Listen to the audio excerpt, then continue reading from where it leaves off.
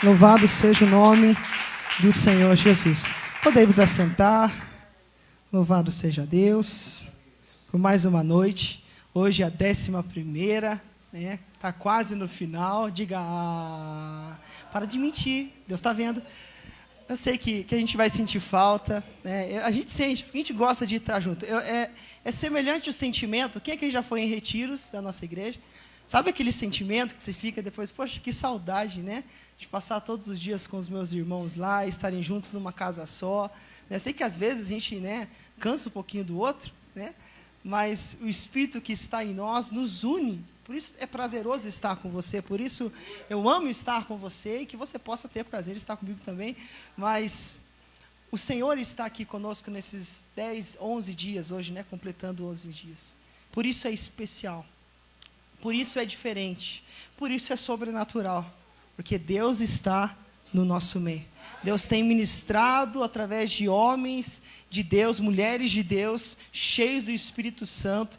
E você que esteve atento nesses dias, eu tenho certeza absoluta que você não voltará vazio para sua casa ao término desta conferência, desta campanha. E hoje não será diferente. Se você estiver com o seu coração em Deus, com os seus olhos focados no Senhor, os seus ouvidos atentos para a palavra de Deus, você não sairá daqui vazio. Eu tenho certeza disso. Porque o Senhor, através da sua palavra, nos dá direção. Lâmpada para os meus pés é a tua palavra e luz para o meu caminho. Ou seja, ao acabar o culto, você precisa saber exatamente o que você tem que fazer e para onde você tem que ir, como crente no Senhor, direcionado pela palavra de Deus. Nós buscamos e pedimos a Deus. Deus, queremos a tua glória, como cantamos aqui. Deus, queremos a tua presença, queremos a tua Shekinah, queremos a tua unção. E eu costumo dizer, ouvindo de um pastor que pregou uma vez na reunião de pastores, eu não me lembro o nome dele. E ele fez esse questionamento: você quer unção para quê? Você quer poder de Deus para quê? Qual é a finalidade? Quando acaba o culto, o que você faz com essa unção, com esse poder que você recebeu do Senhor? Eu não faço nada. Então, é inútil buscar.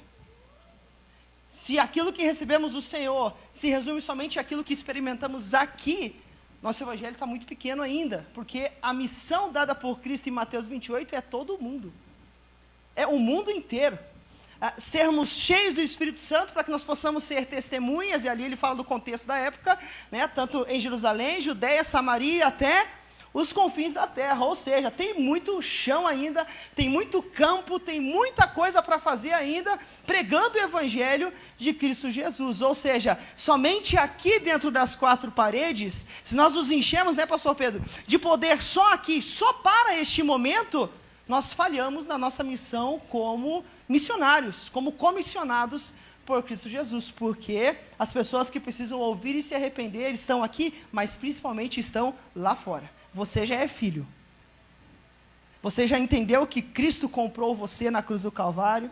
Você já entendeu que tem o Espírito Santo dentro de você? Você já sabe a quem clamar no dia da aflição e no dia da angústia? Você já sabe aonde está a fonte de vida que vai te alimentar todos os dias, e você lê ela, e porque você tem o Espírito Santo, você é alimentado por ela todos os dias. Você sabe de todas essas coisas, mas pessoas lá fora não sabem, não têm noção do que você sabe. E estão morrendo, clamando e pedindo que alguém o salve. E por não saber de quem é Jesus, sobre quem é o Senhor Jesus, eles vão buscar outros heróis. Seja na política, seja no mundo artístico, seja nas suas amizades, seja alguém que está aparecendo na televisão. Eles vão buscar um herói, pastora Abigail. Eles querem que alguém o salve. E enquanto nós não apontarmos para Cristo, e assim como Moisés levantou a serpente no deserto, levantar o Filho do Homem para que todos possam ver em nós o Filho do Homem, ninguém será salvo. Veja como é grande a responsabilidade que nós temos. Como é grande a tua responsabilidade e a minha responsabilidade de fazer algo com aquilo que você recebe aqui dentro. Aqui é um lugar de abastecimento e fortalecimento para mim e para você. Nós costumamos dizer que a igreja é um hospital. Em certa parte faz sentido, porque aqui é o lugar que o Senhor nos cura, amém? Mas eu poderia equiparar a igreja com uma enfermaria de um campo de batalha, não é isso? Mais do que um hospital, porque no hospital não tem soldado, pastor Pedro. No hospital não tem ninguém preparado para lutar contra o inimigo e nem defender ninguém. Está todo mundo vulnerável, está todo mundo machucado, está todo mundo ferido, ninguém tem força para nada no hospital, meu cunhado Adriano. Mas numa enfermaria de um ambiente de batalha, ali tem soldados. E mesmo que a pessoa que é soldado passe pela enfermaria, ela é curada, se levanta e vai aonde? Vai à guerra. Ou seja, tratar a igreja somente como um hospital é dizer que a igreja só é lugar de pessoas fracas, pessoas doentes, pessoas que não têm força para nada, como na verdade não é isso. Quando na verdade não é isso. Nós vamos ler o texto de Ezequiel 37. E você já conhece a história, você já ouviu canções sobre isso. Nós cantamos aqui a música do Ressuscita, você conhece. O término da visão era uma numerosa multidão, muitas e muitas pessoas, como um grande exército. Olha para alguém, eu sei que você não gosta, mas faça, a nível didático, para que você não esqueça. Diga assim: você é um soldado. Nós somos soldados. Precisamos estar nesta noite, ou prontos a ouvir a palavra de Deus, para que nós possamos ser fortalecidos pelo Senhor. As nossas armas, ou nós que somos as armas, possamos ser afiados pelo Senhor. Nós estamos trabalhando com a forja, né? Eu trouxe até a pulseirinha da forja que a Emily fez. Nós estamos trabalhando com a forja e a minha oração tem sido: Deus, forja-nos. E você sabe o que é uma forja? Aqui, todo mundo aqui já viu uma forja? Local onde se martela e esquenta o metal, seja qual for ele, para que possa se forjar, dar a forma de uma arma ou de uma ferramenta. E é exatamente isso que eu tenho pedido para Deus. Deus, faz-nos assim, uma arma em tuas mãos contra o inferno, uma arma contra as ciladas e tudo aquilo que Satanás tem tentado contra a igreja do Senhor, contra os pequeninos, contra os irmãos mais novos da casa. Faz-nos ser uma arma na sua presença e também uma ferramenta. Uma ferramenta usada para quê? Construir, por exemplo. Nós possamos ser canal de Deus para construir, para levantar, mas também para consertar aquilo que está estragado, restaurar aquilo que precisa de conserto. Lembra que eu falei que restauração significa curar, tornar saudável. Que você seja uma arma na presença do Senhor em nome de Jesus, mas que você também seja uma ferramenta na presença do Senhor. E essa noite é noite de afiar. A ferramenta é afiar a arma que é você. E Deus usou o ferro, que sou eu, para afiar o ferro, que é você. Amém? Vamos para a palavra? Tudo isso é introdução, pastor Pierre? Meu Deus, David já se preocupa lá em cima, né, David? Ezequiel, capítulo 36 e 37. Por que 36, pastor Pierre? Não foi lido esse lá na devocional de manhã. Não faz mal. Mas é que aqui o contexto é o mesmo e a profecia, a promessa que está sendo estabelecida aqui dentro da visão que é dada a Ezequiel também é dita, né, de outra forma e com outras nuances, né, no capítulo 36. Então eu acho importante a gente trabalhar esses dois capítulos e entendermos o que Deus quer falar comigo e com você nesta noite. Eu sei que talvez você já tenha uma interpretação feita na sua cabeça, dentro daquilo que você já ouviu, dentro daquilo que você já aprendeu, dentro daquilo que você entende de mundo, porque cada um enxerga com os seus olhos, correto? Por mais que eu fale aqui, talvez você não entenda como o pastor Abner entende aquilo que eu vou falar aqui, certo? Mas que em nome de Jesus o Espírito Santo esclareça para mim e para você tudo aquilo que a sua palavra tem para nos direcionar nessa noite. Então, tira os pressupostos, tá? Tira os pressupostos. A gente costuma falar isso na teologia, né? Quando você vem já cheio de pressupostos da palavra de Deus, você corre um risco de manipular a palavra e ela dizer aquilo que ela não está dizendo. E você sair dizendo por aí: não, mas estava na Bíblia, a Bíblia falou comigo. Quando na verdade você que interpretou desse jeito, porque era aquilo que você queria ouvir, dentro daquilo que você já sabia. Então se desprende de tudo hoje e deixa que unicamente a palavra fale com você. Amém? Você entendeu? Foi muito confuso? Não? Deu para entender? Então vamos lá, se eu tiver muito complicado, você fala assim, calma, vai devagar, que eu não estou entendendo nada. Ezequiel 36 diz assim: também tu, filho do homem, profetiza aos montes de Israel e dize: vós montes de Israel, ouvi a palavra do Senhor. Assim diz o Senhor Deus, pois o inimigo disse contra vós: até os antigos lugares altos são nossos por possessão. Portanto profetiza e dize: assim diz o Senhor Deus, porquanto vos fizeram assolado, e vos engoliram por todo lado, para que pudesseis ser por possessão ao resíduo dos pagãos. E sois tomados nos lábios dos faladores, e são a infâmia do povo. Ou seja, estão zombando de vocês, motivo de escárnio, vocês estão debaixo de opróbrio, vergonha. Verso 4: portanto vós, montes de Israel, ouvi a palavra do Senhor.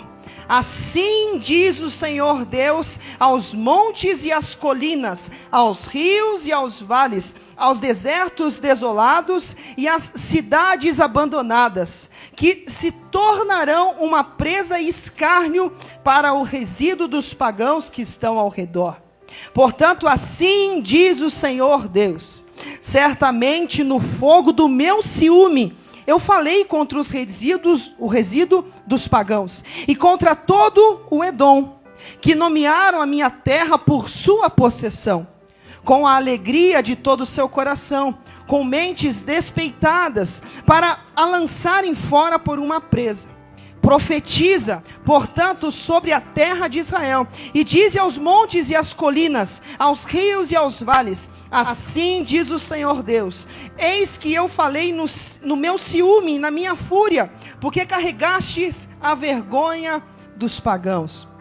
Portanto, assim diz o Senhor Deus: eu levantei a minha mão, certamente os pagãos que estão ao redor de vós carregarão a sua vergonha. Mas vós, ó montes de Israel, lançarei os vossos ramos e darei o vosso fruto para o meu povo de Israel, porque eles estão à mão para vir.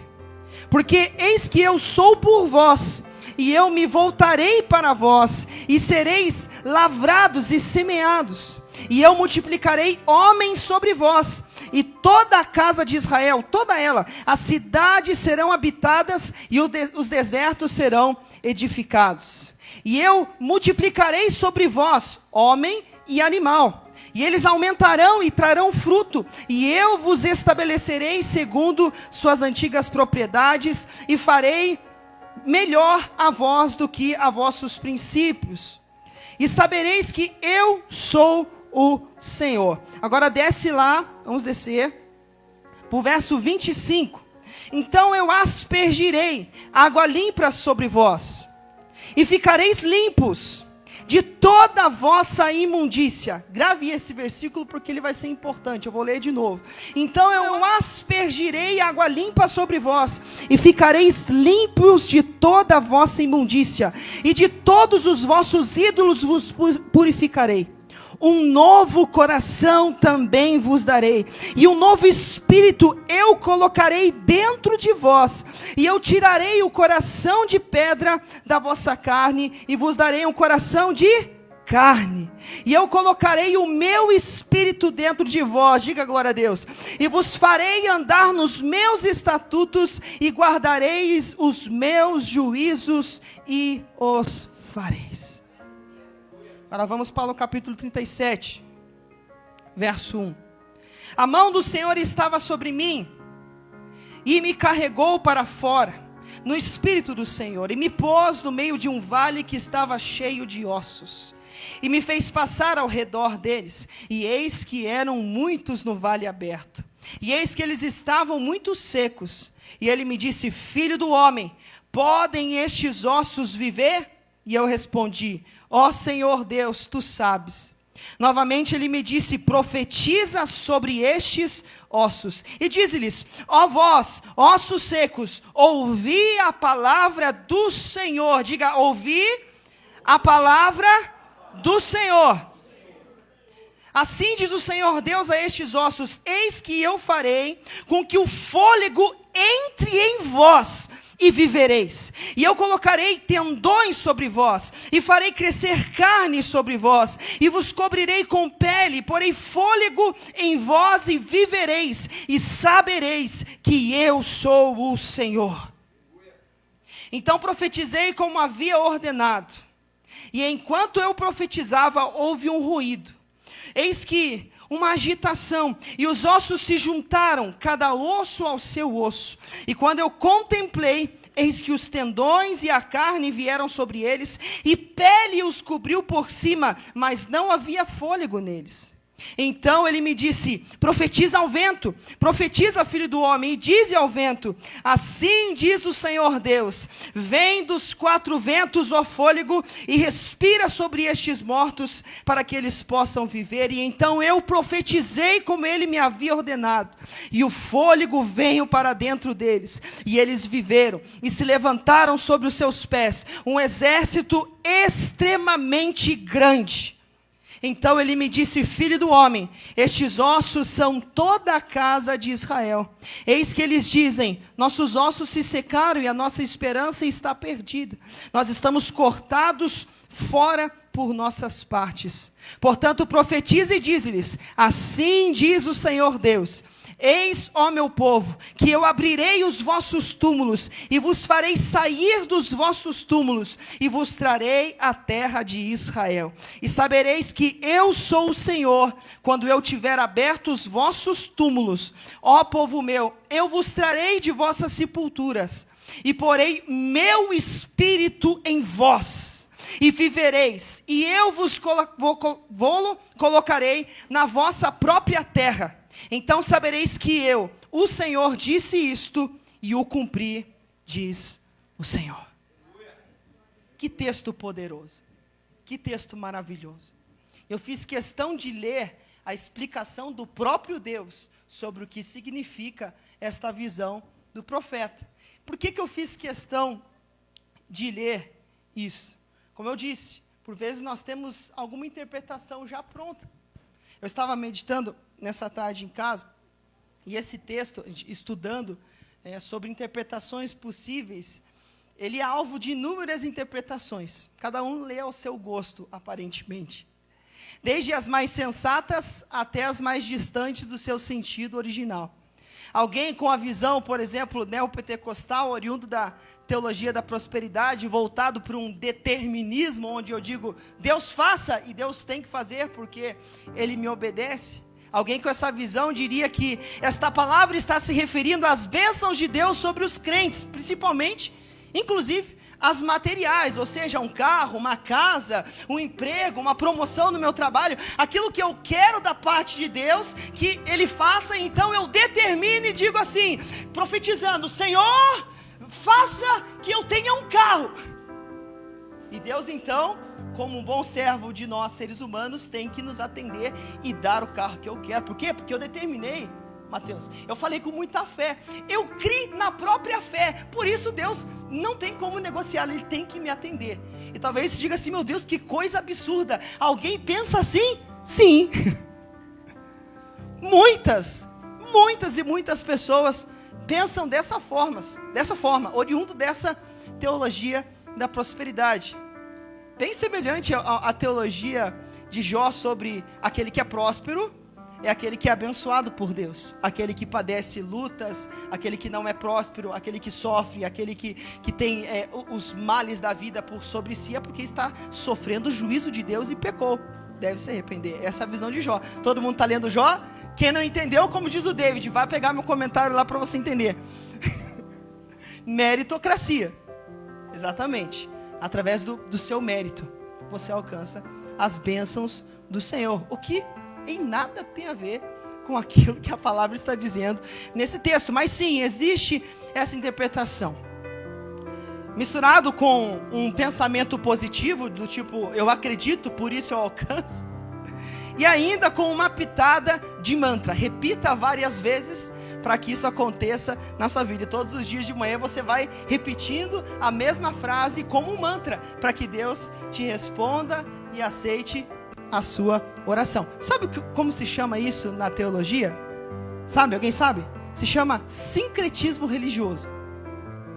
O que é sincretismo religioso, pastor Pierre? Quando eu misturo as religiões. Quando eu pego um pouquinho da Umbanda, pastora Abigail, quando eu pego um pouquinho da filosofia, quando eu pego um pouquinho de outra religião, misturo catolicismo com cristianismo, junto tudo isso, mexo bastante e falo assim, isso aqui é minha fé. E ainda tenho a cara de pau dizer assim, por que, pastor Pedro? Porque todos os caminhos levam até Deus. Isso se chama sincretismo religioso. Que absurdo, pastor Pierre, eu nunca vi isso. Abre os olhos. Nossa nação, isso é muito normal. Infelizmente, pastor Abigail, isso é muito normal. Está entendendo até aqui? Já uma visão universalista do texto dizia assim, o importante é, pastor Abner, que no final todo mundo se levanta. Então, todo mundo vai ser salvo por Deus. Profetiza, ó filho do homem, para toda a humanidade, aonde você for, em qualquer ambiente, porque no final todo mundo vai ser salvo. Seja aquele que se arrependeu ou não se arrependeu, tanto faz. Cristo morreu por todos, então no final, aqui diz o texto, todo mundo se levantou. Todo o vale de ossos secos ficou de pé. Faz sentido ou não faz sentido? Diga assim, não faz sentido. Não é isso que o texto está dizendo.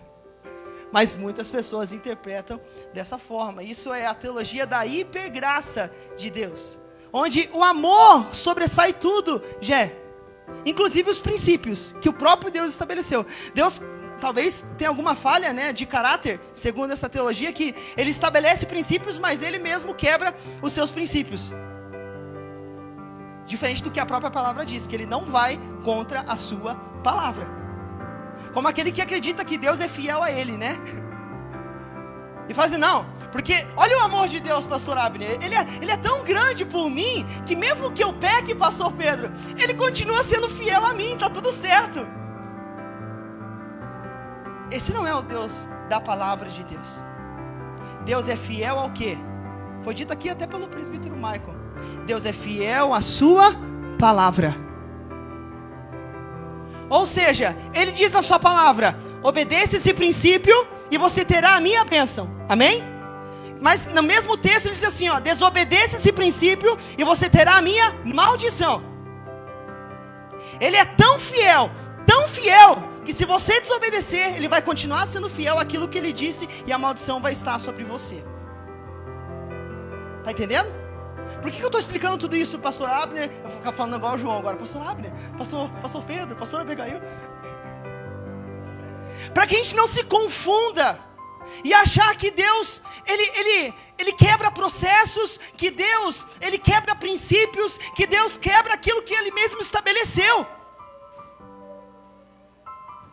Entender o que é profetizar realmente. Profetizamos segundo a palavra de Deus. Profetizar do texto, a palavra ali é naba. Diga naba. Estranho, né? Naba. É esquisito de dizer porque é hebraico. Mas sabe o que quer dizer? Comunicar a mensagem de Deus. Profetizar é comunicar a mensagem de Deus. Ou seja, se aquilo que eu estou falando é diferente daquilo que Deus está dizendo, não vai acontecer. Por mais que você diga com muita vontade, com muita força de vontade, não vai acontecer. Porque Deus não quebra os seus princípios. Ou seja, não é porque você grita mais alto do que o irmão do lado, pedindo que Deus te socorra na sua área financeira, por exemplo. Mesmo você enganando todo mundo, sendo um caloteiro, não pagando as suas contas, não assumindo as suas responsabilidades, não pense que Deus vai resolver toda a situação, enquanto você não obedecer aos seus princípios. Está entendendo agora o que eu estou falando? Da mesma forma, não adianta você chegar aqui esperando uma oração milagrosa dos pastores sobre o seu casamento, por exemplo, se você não tomar um posicionamento segundo a palavra de Deus. Antes de vir pedir oração para o pastor Pedro, ore pelo meu casamento. A pergunta que você deve se fazer: eu estou sendo um marido segundo a palavra de Deus? Eu estou sendo uma mulher segundo a palavra de Deus? Se eu estou, e mesmo assim meu casamento não está fluindo, sim, venha, peça oração. Vamos orar e o Senhor vai intervir nessa situação, porque você está fazendo a sua parte. Agora, se você nem está fazendo a sua parte, nem venha pedir oração. Deus não quebra princípios. Está entendendo o que eu estou falando? Isso é algumas áreas que eu citei aqui, citei duas, a financeira e a do casamento, mas em todas as áreas da nossa vida, Deus nos deu um livro que estabelece princípios e valores que nós devemos seguir para alcançarmos as bênçãos dele sobre as nossas vidas. E se nós quebrarmos esses princípios, fomos contrários à palavra de Deus, não adianta profetizar, não adianta gritar, não adianta tentar estabelecer aquilo que Deus não estabeleceu. Não adianta tentar ligar na terra aquilo que Deus antes não ligou no céu, porque não vai acontecer. Isso é para desmistificar a mente de alguns que pensam que podem controlar Deus. Está entendendo? Até aqui? Está esclarecendo algo para você? Então teríamos uma visão universalista, uma visão liberal. Pastor, esse eu fiz só para ser sarcástico, né? Mas uma visão liberal ia dizer, na verdade, que Deus não pode fazer milagres, como ressuscitar mortos, ainda mais seco daquele jeito. Deus não pode fazer essas coisas. E na verdade Ezequiel comeu demais, por isso que ele teve essa visão. Ele estava tendo algum devaneio, ou era esquizofrênico, estava falando sozinho. Essa é uma visão liberal, que não crê num Deus que é emanente, um Deus que se manifesta, um Deus que se comunica com a sua criação. Eles creem num Deus que criou, deu a corda no relógio e foi embora, não está nem aí para nós. Essa é a visão, né, que está por dentro de uma linha chamada liberalismo. Amém? Só esclarecendo para você. Infelizmente, nós vivemos em uma sociedade materialista. O que é uma pessoa materialista? Vocês entendem o que é isso? Uma pessoa que só busca as coisas materiais. Não só busca, como entende a vida pelo material. Tá? Ele não vê a vida por um lado espiritual, por um lado transcendente. Deus na terra, Deus no céu e eu aqui na terra, buscando as coisas do alto. Bem parecido com uma visão platônica, né? Do mundo imaterial e do mundo material. Não, o materialista, ele só crê no aqui. E ele também é dentro de uma linha chamada existencialismo, que ele pensa assim: quando eu acabar, pastora Michele, acabou.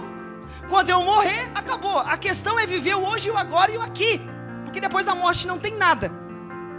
Não tem nada. Então faz o que você tem que fazer aqui agora. Você vai ter consequências aqui e agora daquilo que você fizer. Infelizmente, pastora Begu, nós vivemos uma sociedade bem materialista, que busca a Deus por aquilo que Deus pode fazer aqui, resolver os seus problemas aqui. Pouquíssimos dos cristãos que habitam no nosso país pensam nas coisas do alto, buscam as coisas do alto, se dedicam à vontade do Senhor. Na verdade, eles querem que Deus resolva os seus problemas aqui e agora, porque para eles é isso somente que importa. Nós temos uma grande porcentagem de cristãos no nosso país. Eu esqueci o número agora que vinha na minha cabeça. Mas são milhões e milhões de cristãos, pessoas que creem em Jesus, pessoas que seguem a palavra de Deus. Mas o nosso país como está? Eu te pergunto, faça uma análise do seu país. Como estão os níveis de corrupção no nosso país? Como estão os níveis de inadimplência no nosso país? Como estão os números em relação ao roubo do nosso país, a prostituição do nosso país, a abuso sexual do nosso país? Tá grande ou tá pouquinho? Responda. Muito? Muito grande. A não ser que você vive em Nárnia para não perceber o que está acontecendo. Infelizmente, essa semana estourou mais uma bomba. Mais uma vez, pastora Begani. Mais uma vez a bomba de um grande presidente de uma igreja muito conhecida, acusado de abuso sexual. Mais um, infelizmente. Peraí, mas você entende que quando você vai fazer feijão, quem aqui já cozinhou feijão? Sabe cozinhar feijão ou já viu a sua mãe fazendo? Aí você pode levantar a mão, todo mundo. Quando sua mãe vai colocar, vai temperar o feijão, quanto de sal ela coloca para temperar? É equivalente à quantidade de feijão? Tipo, tem um tanto de feijão, meio quilo de feijão, então tem que ser meio quilo de sal. É assim? Ela faz assim? Se fizer, fica gostoso, né? Eu acho que fica uma delícia, né? Deus o livre. Quanto que você coloca de sal no feijão para temperar ele? Uma pitada, uma colher. Veja como é poderoso o sal, né? como ele consegue permear todos os elementos do feijão, do caldo, para que ele consiga ser percebido no momento que eu colocar a colher ali em minha boca e falar assim, uau, que delícia, esse feijão está com sal. Não tem coisa pior do que comida sem sal, né? Alguém que gosta, não sei, né? Você já perdeu o sabor da vida assim, mas comida sem sal não vai, né? Não dá muito certo. Mas um pouquinho de sal já tempera o feijão. Por que eu estou dizendo isso? Olha a quantidade de crentes que nós temos no nosso país, pastora Abigail. Olha a quantidade de sal que nós temos no nosso país. Olha a quantidade de feijão que nós temos no nosso país. Está entendendo o que eu estou fazendo aqui? Deveria salgar, não deveria? Deveria temperar, não deveria? E por que não? E por que não, pastor Pedro? Por que os piores funcionários são os crentes? Porque as pessoas menos confiáveis são os pastores.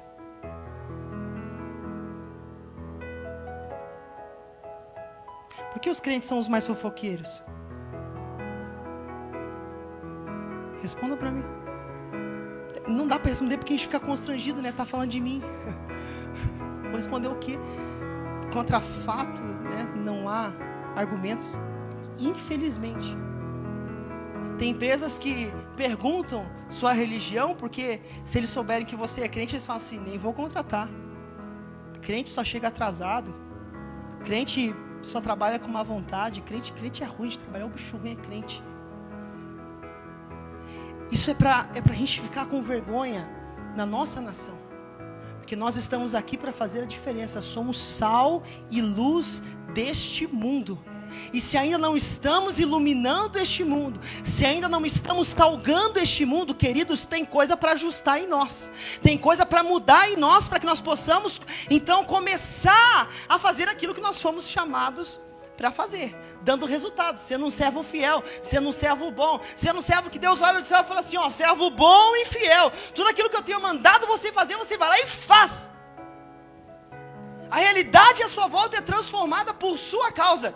Lembra que eu falei aqui sobre as estatísticas de um homem que se converte dentro da sua casa? Quem não estava aqui, eu vou repetir. Quando uma criança se converte dentro de um ambiente familiar, só a criança se converte.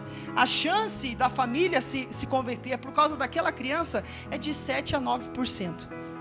Quando uma mulher se converte no ambiente familiar, a chance, isso baseado em estudos, quantidade de pessoas, a chance da família se converter é de 27%. Mas agora talvez você se assuste, porque quando um homem se converte dentro da sua casa, a chance de toda a sua família se converter é de 97%. A nível de influência que o homem tem. O homem é um líder feito por Deus. E aqui eu não estou sendo machista, esquece isso, isso é coisa do mundo. Isso está dentro do que o homem foi feito para ser. Isso está lá em Gênesis. Nós lemos, estamos lendo aí a leitura anual. Ou seja, o homem influencia, pastora Abigail, tanto para o bem quanto para o mal. O homem sempre vai liderar.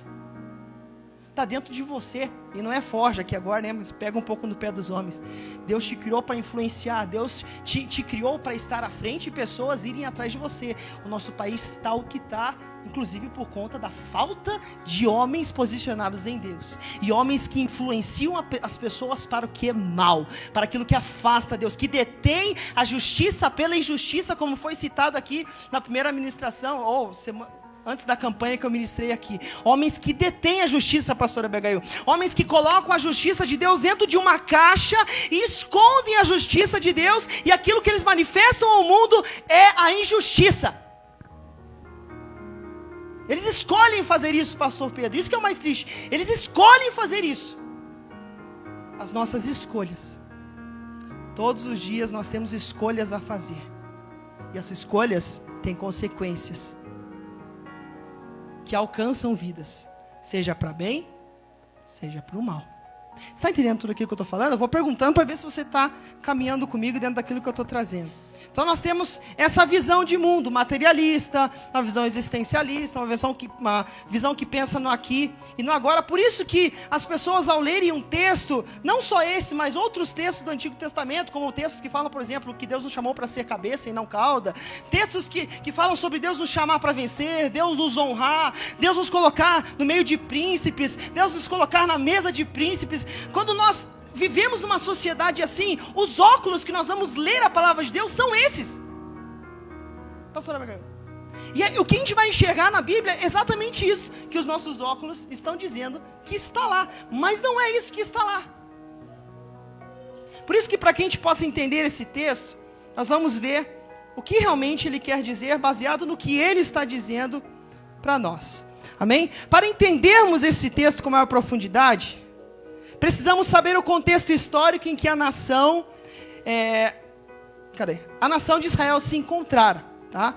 Então, neste período aqui, agora vamos para o texto, ok?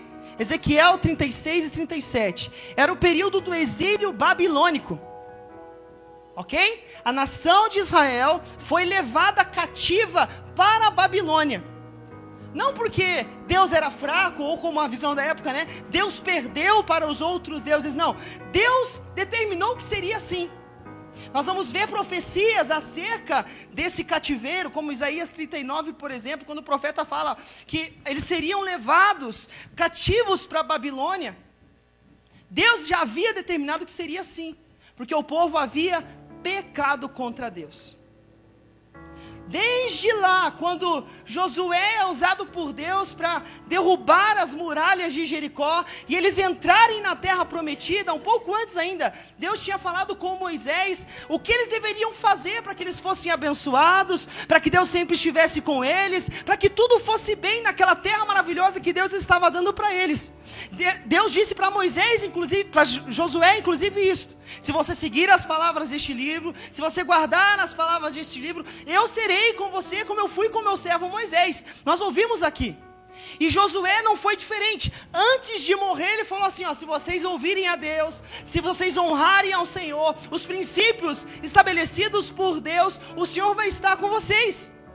Façam o que vocês quiserem, mas eu e minha casa serviremos ao Senhor. Ou seja, já estava sendo dito desde antes o que o povo deveria fazer.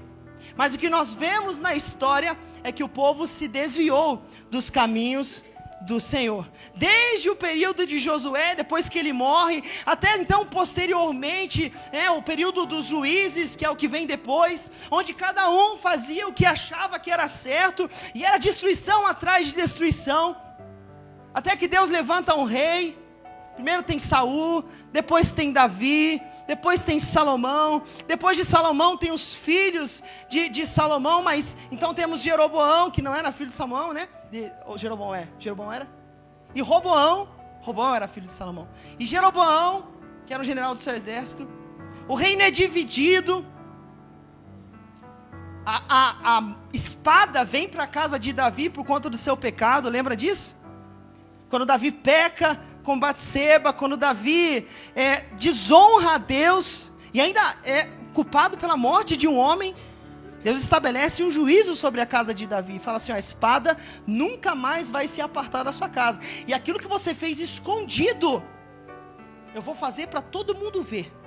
Inclusive foi isso que aconteceu, né? Um dos filhos dele, de Davi, ele tinha relações sexuais com várias mulheres, inclusive a sua irmã, bem no mesmo lugar onde Davi viu Batseba tomando banho.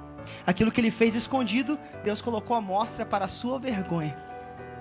Por isso que a gente geralmente tenta tomar o arrependimento de Davi como exemplo, né? Mas eu costumo dizer para os homens da forja: Davi pagou o boleto inteiro, tá? Ele pecou, se arrependeu e assumiu aquilo que ele tinha que assumir por aquilo que ele fez. Pagou o boleto dele. A morte estava dentro da sua casa, a divisão estava dentro da sua casa. Então o reino se divide, tem o reino do norte, o reino do sul. Os reis se desviam do Senhor também, e o juízo do Senhor vem também sobre esses dois reinos. Inclusive neste aqui que nós estamos citando, aonde o Império Babilônico leva eles cativos para a Babilônia. É nesse contexto, deu para entender até aqui? Nesse contexto que estamos trabalhando esse texto. Vamos avançar aqui. Capítulo 36 e 37 que nós lemos, é uma promessa, são uma promessa de restauração de Deus para com o seu povo e o estabelecimento do reino do Messias. Como assim tem Jesus nesse texto? Vou deixar você curioso para você ler na sua casa. Mas o final do texto fala sobre a união dos dois reinos. E fala que eles terão só um rei. Um rei que firmará uma aliança de paz eterna com eles. E Deus colocaria então o seu próprio espírito dentro deles. Teve algum rei que não morreu, que reinou sobre eles, sim ou não? Que está vivo até hoje, daquele tempo, tem alguém aí? Você conhece? Não tem. Do que ele estava falando? Deus mentiu aqui? Deus se enganou aqui? Sim ou não? Não, Deus não se enganou. O texto é um texto profético, está falando sobre Jesus. É um texto messiânico que fala sobre este rei que unirá todos os povos. É isso que diz em Efésios capítulo 1, que de ambos os povos ele fez um só. E ele é o cabeça, ele é o Senhor, ele é quem governa. O texto fala sobre um pastor que ele levantaria sobre nós. Jesus é o sumo pastor por excelência de nossas vidas. E essa promessa de Deus se cumpriu tanto neste período, qual promessa? De restauração do povo. Deus restaurou a sorte do povo. Deus trouxe eles de lá da Babilônia para a terra de Jerusalém.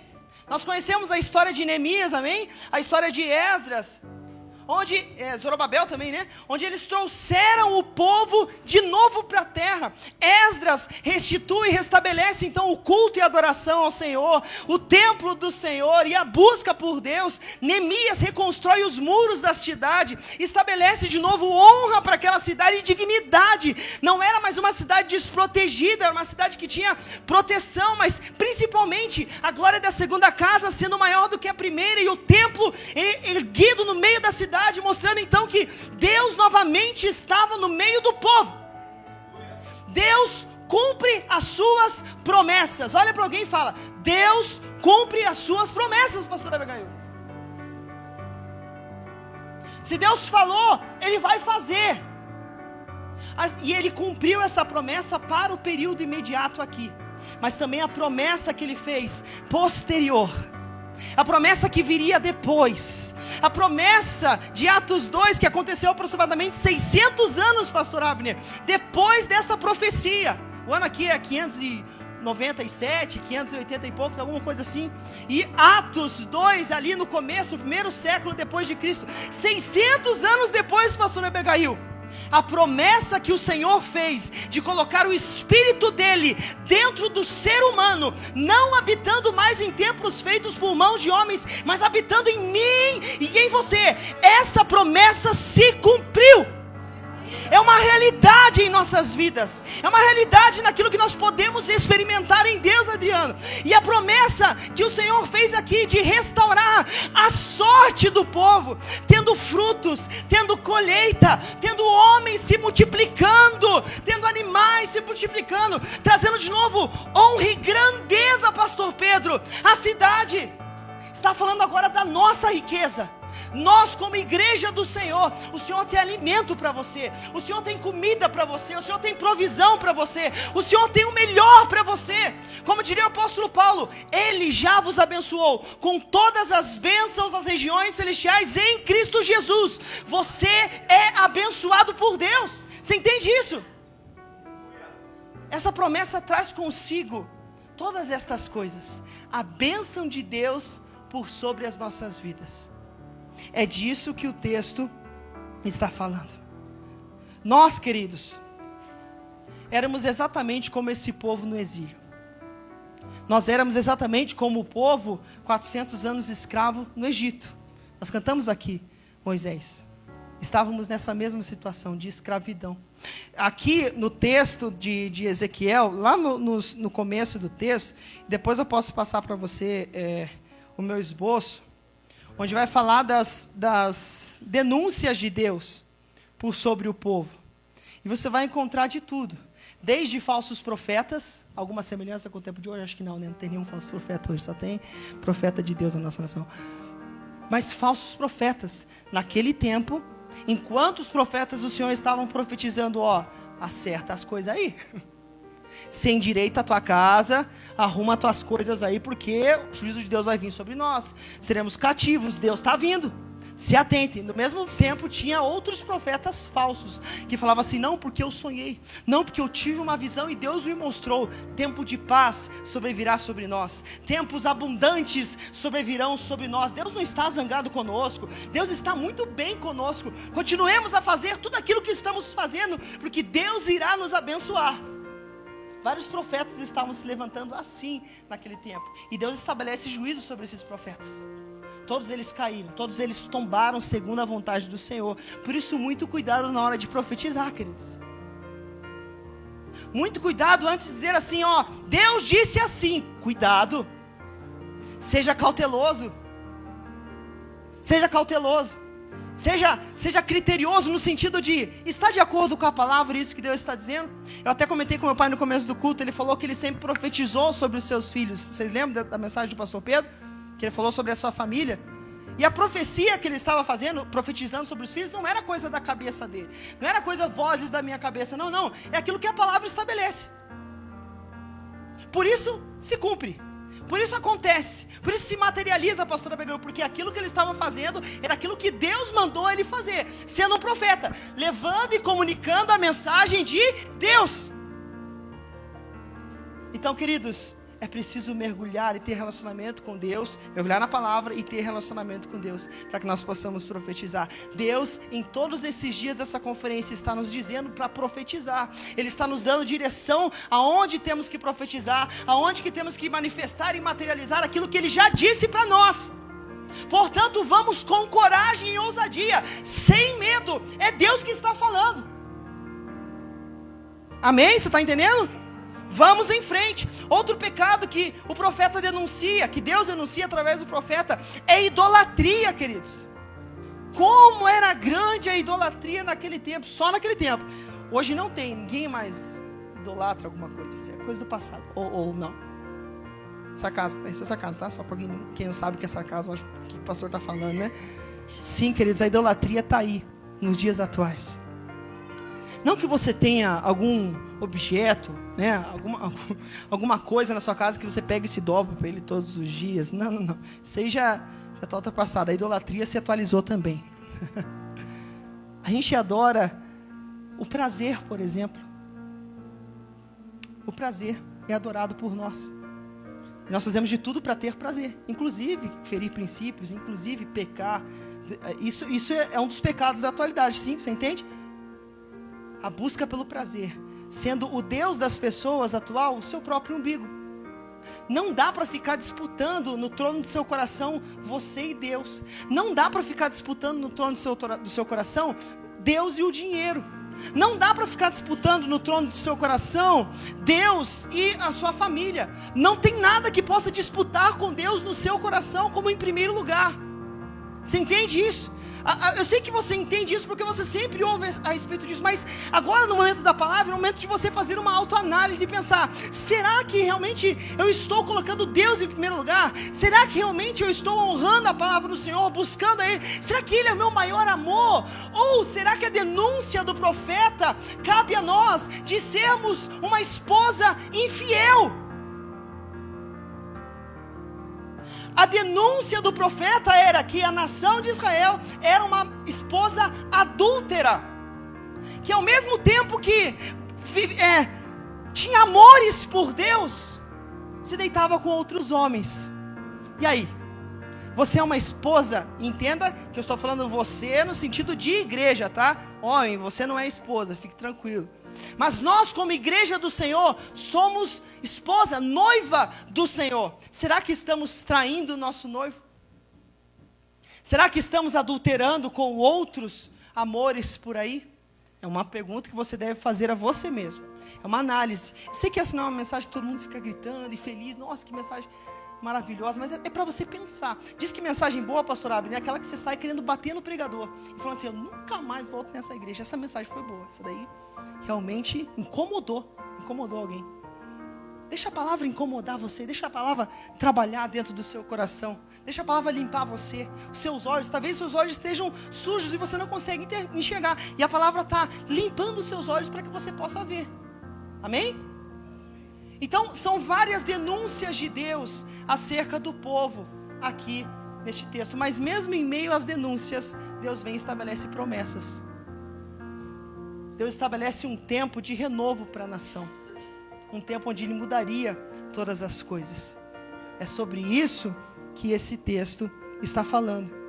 E este tempo de novidade, de nova vida, de um novo coração, que o texto diz que Ele trocaria e daria um novo coração, um coração fiel. Esse tempo é o tempo que nós vivemos hoje. Vamos para a conclusão, considerações finais. Primeiro lugar, Deus restaurou o povo de Israel de volta para a sua terra e cumpriu aquilo que Ele prometeu. Amém?